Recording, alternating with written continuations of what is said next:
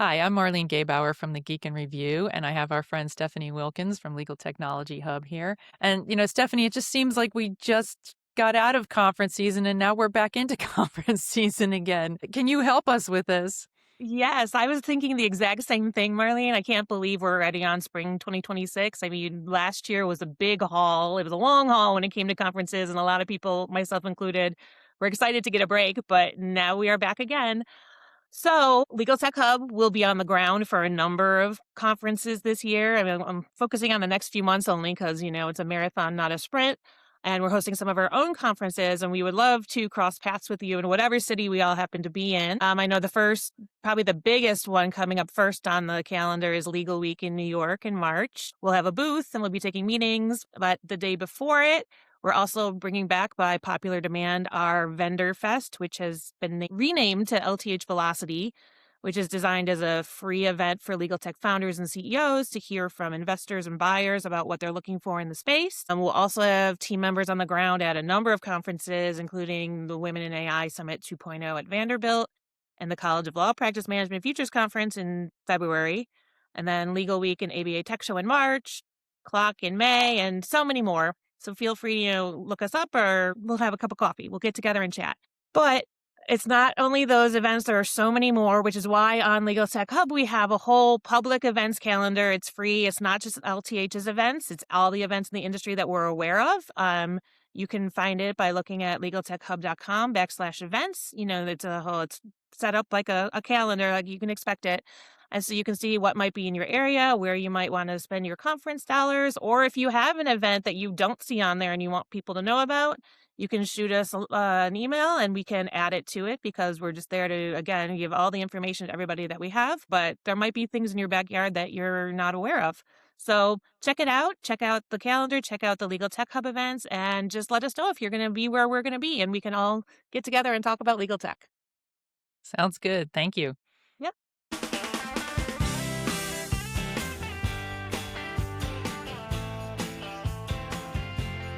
Welcome to the Geek and Review, the podcast focused on innovative and creative ideas in the legal industry.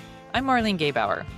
And I'm Greg Lambert. And Marlene, we usually, when we talk about the business of law, we talk about the incremental changes that are affecting us week in and week out. But today we need to address that fundamental reality of the billable hour model is being challenged like never before. So I know we've been saying this since like 2008, but we really mean it Maybe right now. before that. I don't know. So as you know, and as you deal with every day, clients are pushing back. AI is really challenging and compressing time. And the old way of, just simply working more to earn more is just not holding up over time. Yeah, I mean, I just did a presentation that dealt with AI valuation and billable time, and writing an article on it and talking to people about it. So it is a topic that is quite hot right now. Mhm. And in this high pressure environment, the amount of money law firms are losing to inefficiency is staggering, right?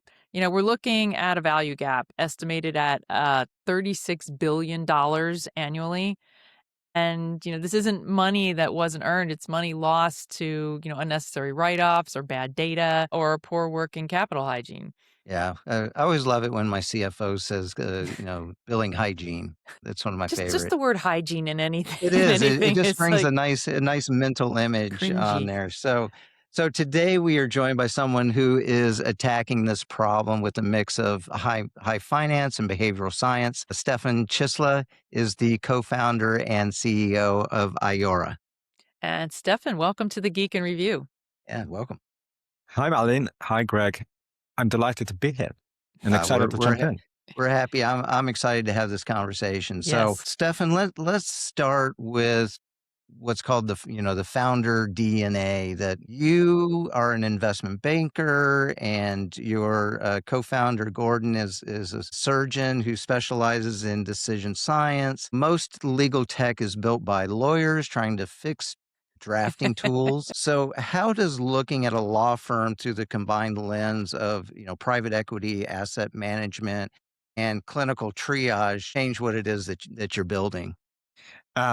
Yeah, look, that's an amazing question, and I think, to be honest, I think what we're seeing is a bit of an organizational failure as opposed to anything else. I think a lot of these questions boil down to was a split of like responsibilities for the P&L between the different parts of the firm, right? And in many cases, a lot of that rests on individual partners, and that is frankly weird because you're expecting someone to have a very narrow legal specialism, and at the same time you want them to have a broad, quite generic business acumen. That doesn't necessarily go together.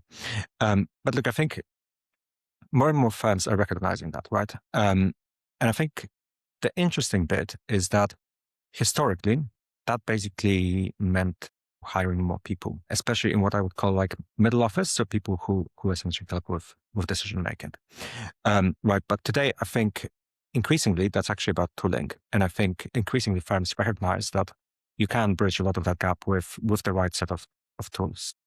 Well, I'm curious about the two of you and your background. What's the story of how you two got together? We met online, like many happy married couples these days, and that feels like eons ago, but it was only 3 and a bit years ago. Now, look, we both reached a point in our careers where we want to change. I worked in finance for many years, and I've seen a bunch of things that worked and a bunch of things that didn't. I probably had a bit more insight into the inner workings of professional services than many other people. I spent a bit of time doing transactions in that space. So he left medicine by then, and he transitioned full time into software. So when he was a surgeon, he did an academic track at the Imperial Hospital here in London, and he then ended up doing a PhD, which as is often the case with like scientific PhDs, it was a blend of science and like coding. And so he basically caught the software bug, and he hasn't looked back. Man. So a decision scientist, like what is that? What does that mean sort of in this context? Yeah, it's a great question. I mean, look, I think if you ask Gordon, he was a practicing doctor, but he also really enjoyed the sort of, let's say, the continuous improvement aspect of being a clinician. And a lot of that is all about, making highly specialized professionals make better decisions and empower them to do that, because obviously, we're dealing with like highly intelligent, very motivated people. And so how do you do that? How do you enable that? And many of these learnings, we essentially transport them into the legal world, which is obviously very different to medicine, but there clearly are some parallels. Mm-hmm. Interesting. It's quite a combination there. Yeah. Very, I very, know. very unique. So I we had to dig into that. You've described lawyers as, and I like this description, so I want to hear more about this. Moonlighting revenue managers. So please explain. And why is it that these sort of highly intelligent professionals, who are fiduciaries for clients, are often are really challenged, in that similar role for dealing with their own firm's finance. Yeah, totally. And look, I alluded to that at the beginning. I think that's part of the thesis that we started with when we started thinking about these problems. I really do think that lawyers, have a really hard task. Because like in professional service in general, and especially in big law, the traditional way is that you essentially run your own client relationships and you run your own practice, right? Your own P&L, even if you're part of a much larger organization. And I think, inevitably, if you're also the practicing attorney, all those hats will end up leading to conflicts, right? And I think, to be honest, in my experience, many lawyers actually take the long-term view on their client relationships. And, that sometimes shows up as perhaps things which in the near term are not like the most optimal outcomes for the firm. But, at the same time, if you look at the growth trajectory of law, maybe there's something to be said for taking that approach. I think where we come in is, and we've been saying this for a long time, is like, look, maybe this can be reconciled, right? Maybe you can make somehow square these two priorities. As you alluded at the beginning, for a long time when we were talking about these things, that perhaps wasn't the highest priority for many people within the industry on their lists, and that is changing now because I think the entire commercial model is being challenged, and I think it's a great time to rethink a lot of these sort of fundamental questions, which are very much baked into how professional services companies and how big law firms operate. Yeah, I think firms are doing well, with sort of the old model, but I think leadership, also recognizes like how long is that going to last, and so we need to be thinking about the future that way. Yeah.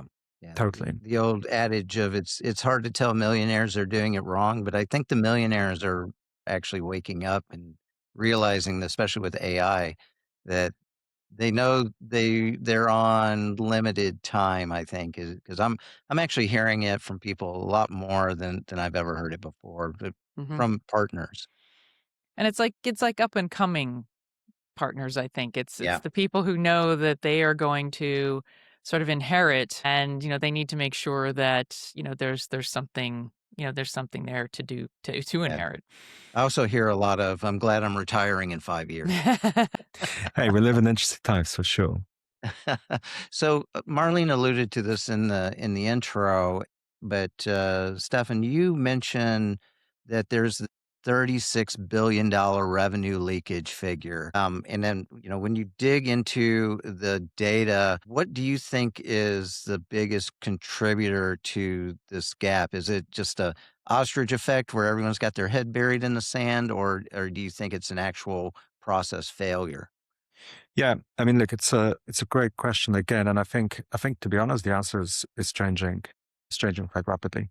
The number we came up with is essentially an estimate of how much money gets left on the table for like preventable reasons, right? So things like scope creep and like perhaps slightly lax approach to things like budget management on matters and so on. These are like well understood problems to some extent. That said, they've always been really difficult to address, right? And that's probably why they persisted. Um, I think that the reason why I think this is changing now is that as the commercial model changes, I think it's going to be expressed in a different way. So perhaps it's going to be less about, individual write-offs on matters, and perhaps it's going to be actually about like mispricing innovation in a way. What I mean by that is, AI will reduce billable hours. I think that's increasingly clear. And I think people will have a choice, right? They will either need to start increasing the rates pretty steeply. And I think that in itself, because of AI, will only get harder, or they will need to find like other ways to express value here. And look, I think the billable hour is here to stay, but I think that it also will all get much more messy, right? And we're already seeing this when we're working with our clients. And I think, if you don't get that right, I think that's where you will see like huge value destruction taking place. When you're talking to your clients, because I know you're talking to them, they're feeling the pressure as well, like you mentioned, like never before. So how are these external pressures that are coming in from clients in the industry giving you the opportunity to convey this message to the law firms that use, and that is, are you doing this as you need to bone up on your good hygiene, or do you see this as a very critical survival strategy that they need to take going forward? I think it's the latter. And look, it's really interesting, in terms of what we're seeing as a business ourselves. We're actually seeing like incredible market pull for what we're doing. We can go into more detail as to what exactly it is that we do, but there's like a huge appetite in the industry to look at products like ours. And look, I think that's partially because, as you say, obviously AI is yet another toolkit for clients to potentially push back on rates or on bills in general. But I think what's interesting, and I think this is very much something that we're seeing across the board, is that maybe for the first time, it's actually the pressures coming from the law firms themselves to move away from the billable hour. And I think that's actually what's like, that's driving the real change. And that is driving the real kind of appetite to look into this. So The call is coming from inside the house, Marlene. yeah, yeah. So, we're also like in this post-zero interest rate policy world, right? Where the cost of capital is real. So now that interest rates are up, are you seeing CFOs exert more pressure on partners? Is the CFO like the Trojan horse for adoption? Yeah, I mean, totally. And it is a very valid argument. I think, when I say that the pressure comes from within, I think that usually means that it comes from control room, right? So essentially, I think firms see this as potentially a way to capture some of the expected efficiencies that they expect to realize from their AI investments in the coming months and perhaps even years. Like this move to something else than the billable hour, probably some kind of project-based fee or like a fixed fee policy or something of this sort. That's really interesting, but I think that is like a management decision to some extent, but it's also a big change to a large extent, right? Because you need to make sure that this trickles down. And I think people both want to capture these efficiencies, but I think, in general, people expect that the continuous sort of AI adoption and the entire kind of like transformation of the industry will require quite a lot of investment and like CapEx. And so obviously financing that investment is something that's on people's minds. So it obviously contributes to how people think about where can we maximize our cash flows. Well, let's jump into the product itself, the solution that you have put out. So, and I think you've admitted this before, and we've all seen it. There's been a lot of entrance into the pricing world for law firms, and there's been a lot of exits for these pricing tools. It hasn't exactly been a high success rate in legal tech. So, can you talk to us more about why you think products that haven't succeeded in this market and why that is, and then then fill us in on, well, if you see all these failures, what makes you think that you're going to be different? Yeah, it's like so our pricing product is not the first product we've built. When we started looking into this space, probably like in late 2024, a number of people that I really deeply respect and who know the space really well, and they really know the legal tech space really well. They did warn us, this is like a graveyard of good ideas, and many people tried. And look, I won't name any of the existing products, but if you think about like the great success stories of this industry, they probably aren't that, right? And I think there are a couple of reasons why that's the case, right? One is, in the past, I think there was no real impetus for law firms to really adopt it, and especially lawyers. The billable hour is an amazing mechanism in many respects. And one of those is that it gives you a lot of leeway in how you think about this kind of upfront quoting element, because it just caters to, life-changing halfway through a matter, right? And I think secondly, this is a hard category to build in.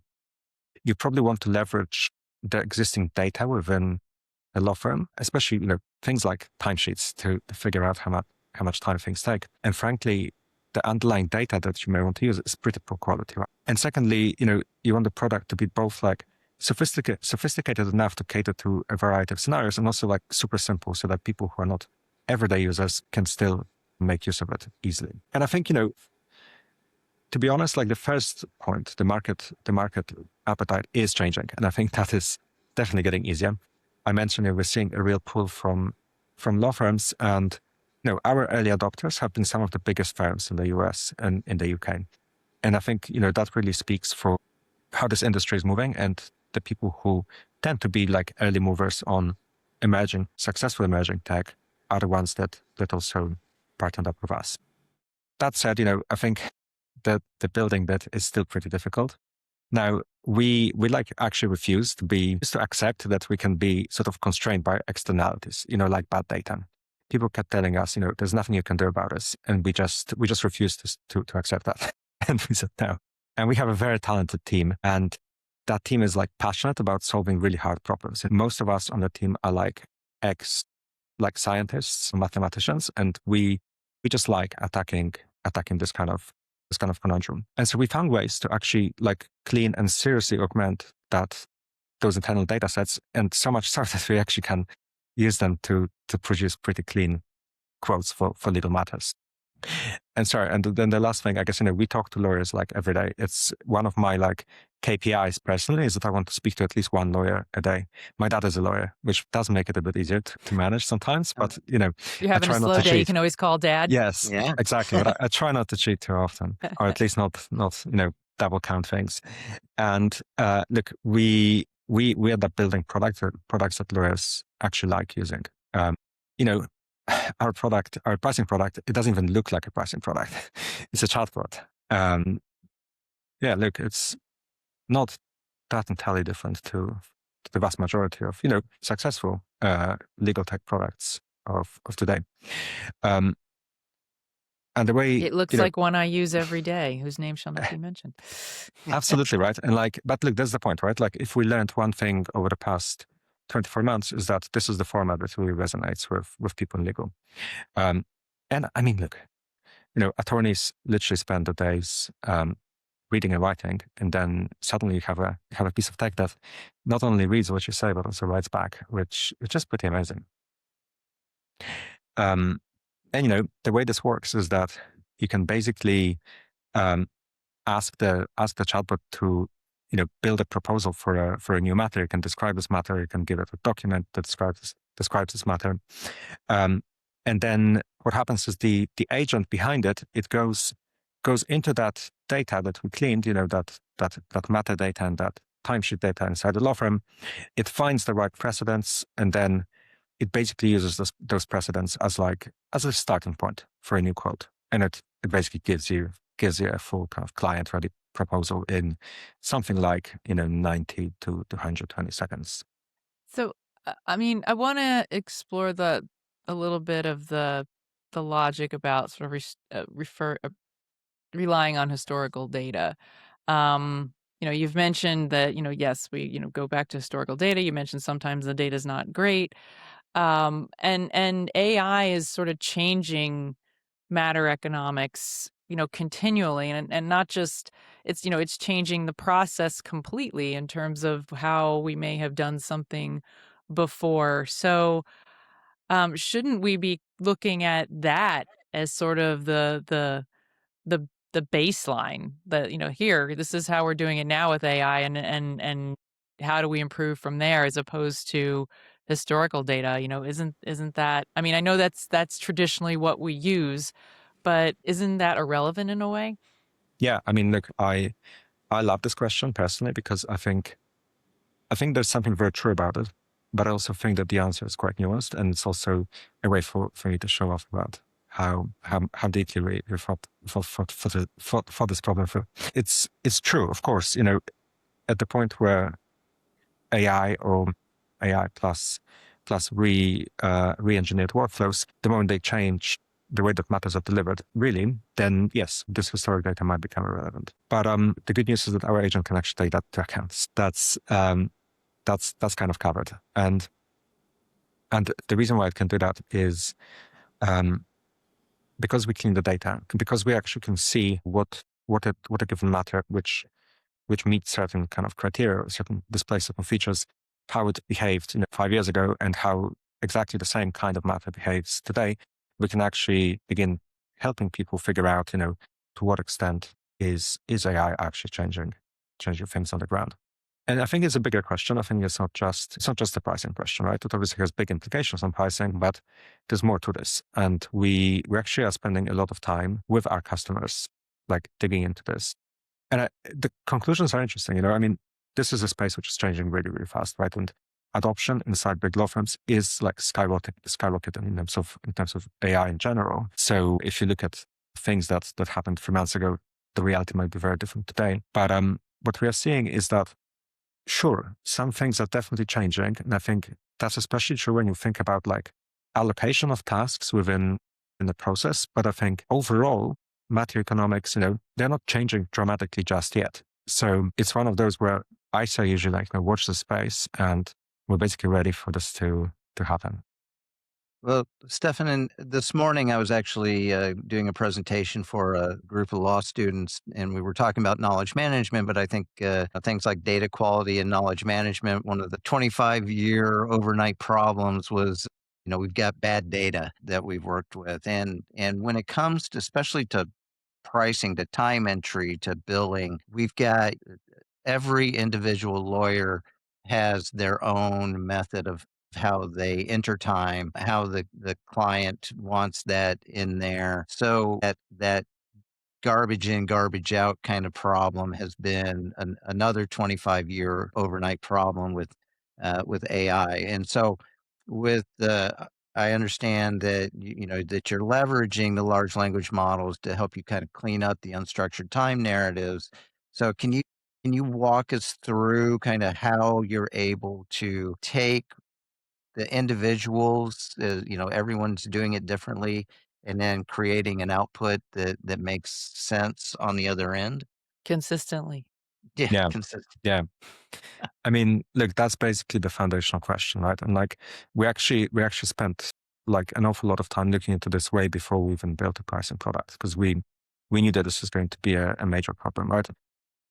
The way that I think about like data quality inside law firms, I tend to focus on two things, which I think definitely not the entirety of it, but those are two very important aspects to it. One is your metadata data set, and the other one is your time data set. Right, they're related, but they kind of describe two different things. So at meta level, you really want to be able to somehow look at a meta, look at an entry in a database, and be able to tell what it actually is. Someone we work with, he leads business development at a really large international firm.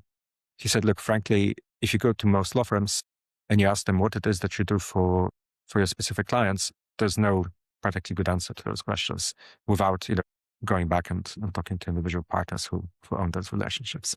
And that's metadata is kind of the foundation for that, right? So if that doesn't exist, then you can't really compare apples to apples. It's very difficult to find the right precedent. And so we needed to fix that.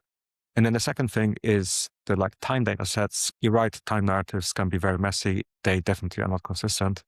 But I guess, the whole idea behind task and phase is that brings consistency, right? And if only people use that properly. So we had to deal with this as well. And so our system actually, and look, this is quite technical and sounds a bit boring, but I think it's just so important. We spent probably 2 years building a system that creates metadata about matters and about time entries.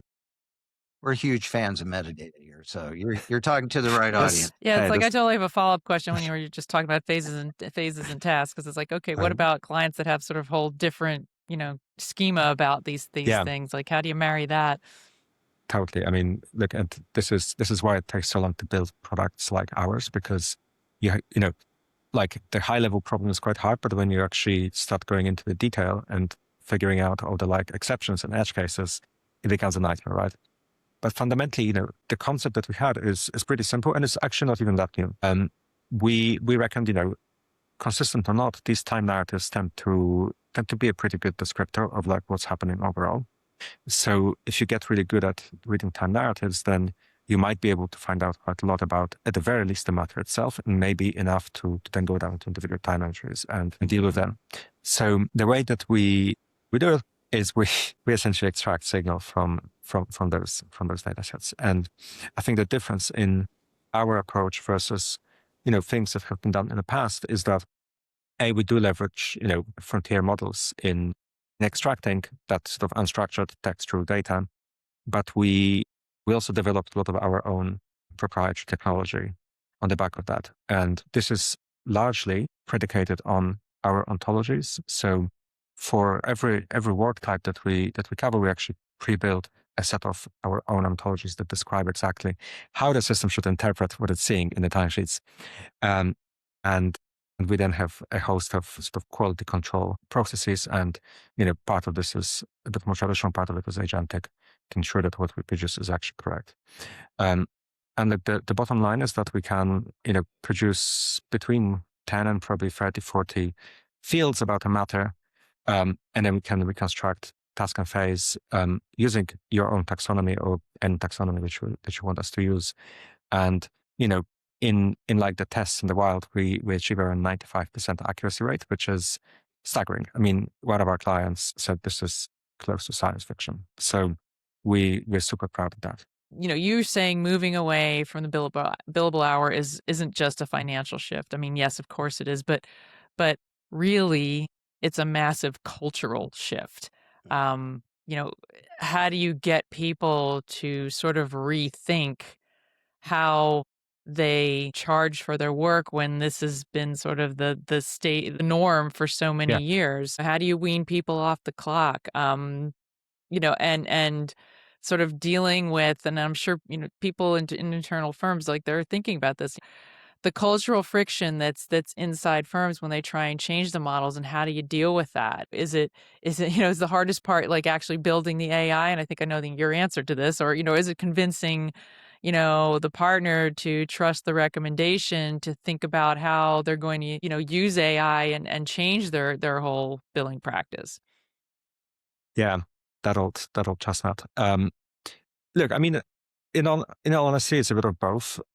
Like, building the product is not easy, especially if you want to make it work in the wild, like we just discussed. But I think, you know, that cultural change piece is, I mean, it's huge, and it's like really, really important. Because To frankly, get right.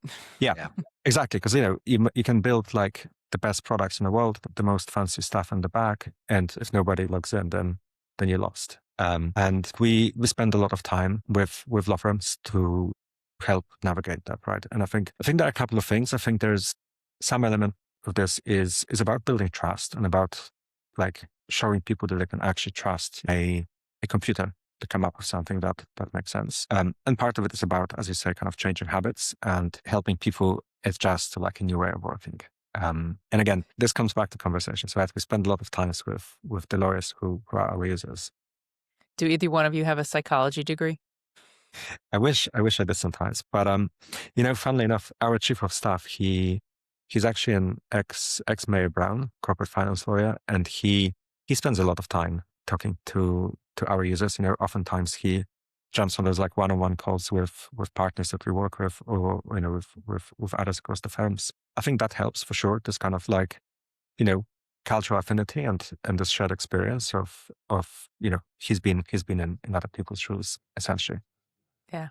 Being a peer goes a long way, I think. Yeah, for sure. And I think increasingly what we're saying is that you got to make sure that you leverage everybody across the firm who can be your ally, right? So I think we touched on at the beginning, a lot of these initiatives come from somewhere from within the center, from the CFO or someone who's in charge of or operations or pricing. And you may as well, use the resources that they have at their disposal to help you, right? Buying tools is honestly not the answer, it's just part of the answer. And it should be delivered as a joined up change strategy. And I'm curious because we've talked about a lot of the culture of the firm. And one of the things that I stress a lot when it comes to like AI adoption is it's not a generational thing. It's more of a curiosity thing, the willingness to change. But I'm wondering when it comes to changing something as pivotal as the billable hour, are you seeing a generational gap? Are you seeing a creativity gap? What's kind of the demarcation on acceptance versus defiance? Yeah, I mean, like we think about this a lot because we're obviously interested in like who are the people that spend the most time in our platform, and maybe there's some generational aspect, but I honestly don't know. I mean, many of our super users come with quite a bit more gray hair than me, and I think it is about curiosity, and I think it's also about probably in general the kind of like broader interest in what it takes to run a practice. I think, at every firm there are lawyers who are much more interested in that kind of business side of things than others. And I think if you can identify those and sort of make sure that you take them on the journey early on, they can be really powerful allies because, they are those peers that people can then from. So, before we get to our crystal ball question, we'd like to know, kind of aside from, your use of AI at work, what are you personally using AI every day for, to kind of help you on that individual level? What kind of cool thing are you doing with it? My God, I mean, yeah, a lot of meal planning for our 2-year-old, but I honestly feel Excellent. like my life is increasingly run by like a bunch of sister prompts that I wrote for myself. And I mean, it sounds a bit scary when I say it like that, but there's so many great use cases. I think when you're running like a lean tech company, they say that like necessity is the mother of all inventions. And I think it's definitely true in my case. So I really, I'm not an engineer, but I really enjoy playing with these things and getting to understand at a slightly deeper level how they work. And so I actually automated a lot of the things I used to spend a fair amount of my time on. So that could be things like dealing with law firm procurement processes or like record management within the company, you name it, right? But then it does seep into your personal life. And, whenever I'm dealing with something that's difficult, whether it's at work or somewhere else, I do end up using AI as a bit of a sparring partner. And I also learned to use agents to deal with a lot of the treasury that comes with running a lean startup. Do you have a favorite platform or tool that you're using? Notion, hands down, Oh, nice. is by far my favorite. All right. Well, Stefan, we have reached the point to where we ask everyone our crystal ball question. So I want you to pull out the crystal ball and, from your perspective, take a look in there. And what change or challenges in the legal industry do you think we're going to need to start addressing sooner rather than later? I'm not sure if I'm going to be particularly original when I say this, but I think this is something I think about a lot. People will have to figure out how to live with like very different gross margin dynamics. Right now it's a relatively well understood concept, but I think it is going to get messier, and I think it's not going to be just the lawyer's time that goes into direct costs in the future. You will increasingly see tech being part of the mix, and especially LLM costs. And I think that is going to create a lot of complexities. And I also think that there will be a much greater disconnect between the inputs and the outputs, which again will probably cause some conciliation, and I'm sure a lot of innovation as well. Well, Stefan Ciesla from Ayora, I want to thank you very much for coming in, having this fascinating talk with us. We love talking metadata and all the nice geeky stuff. Yeah, thank you. Thank you. It was amazing to be here. And thanks to all of you, our listeners, for taking the time to listen to the Geek and Review podcast. If you enjoy the show, please share it with a colleague. We'd love to hear from you on LinkedIn. And Stefan, if listeners want to learn more about you or Ayora or read the report which talks about that $36 billion value gap, where's the best place for them to go? Yeah, you can find us on ayora.ai. So that is AYORA.ai. Hope to see you there. And as always, the music you hear is from Jerry David DeSica. Thanks so much, Jerry. Bye, everybody. Bye. Bye.